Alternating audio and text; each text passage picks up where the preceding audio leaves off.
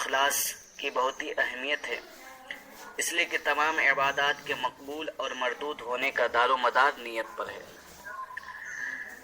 سرور کائنات صلی اللہ تعالیٰ علیہ وسلم نے ایک واقعہ بیان فرمایا جس کا مفہوم میں آپ لوگوں کے سامنے پیش کر رہا ہوں۔ سید عالم صلی اللہ علیہ وسلم نے قوم بنی اسرائیل کے 3 اشخاص کا ایک واقعہ بیان فرمایا۔ جو جنگل میں جا رہے تھے، بارش ہونے لگی تو وہ تینوں پہاڑ کے ایک غار میں داخل ہو گئے تاکہ بارش سے محفوظ رہے۔ پہاڑ سے ایک پتھر گرا جس سے غار کا منہ بند ہو گیا۔ وہ پتھر اس قدر وزنی تھا کہ تینوں اشخاص اپنی پوری طاقت سے اس کو ہٹا نہ سکے۔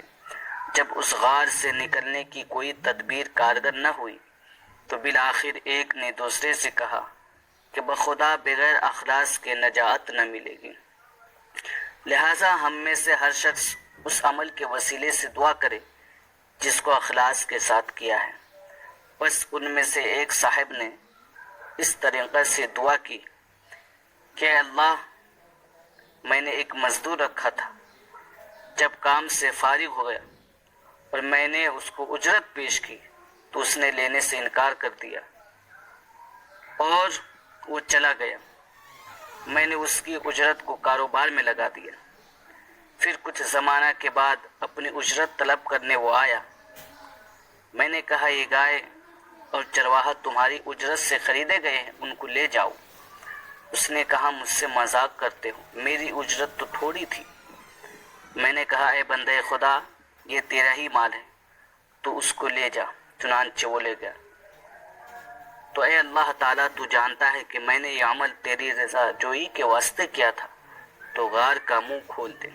چنانچہ پتھر کا کچھ حصہ غار کے منہ سے ہٹ گیا، لیکن اتنا نہیں ہٹا تھا جس سے وہ لوگ باہر آ سکے۔ پھر دوسرے صاحب نے بیعت اور دعا کی، اے اللہ تو جانتا ہے کہ میرے ماں باپ بوڑھے تھے، میں جب شام کو بکریاں چرا کر واپس ہوتا تو پہلے ان کی خدمت میں دودھ پیش کرتا، پھر باقی اہل و عیال کو دیتا۔ ایک مرتبہ جنگل سے واپسی میں مجھ کو کچھ تاخیر ہو گئی، میں دودھ لے کر پہنچا تو وہ سو چکے تھے۔ بیدار اس لیے نہیں کیا کہ خواب راحت میں خلل پڑے گا، اور یہ بھی گوارا نہ ہوا کہ بھوکے سوتے رہیں، کیونکہ غذا کے ناغے ہونے سے ضعف میں بیشی ہو جائے گی۔ بچے بھوک کی وجہ سے رو رہے تھے، مگر میں نے بچوں کی پرواہ نہ کی اور سرہانے کھڑے کھڑے ان کے بیدار ہونے کا انتظار کرتا رہا، یہاں تک کہ صبح ہو گئی۔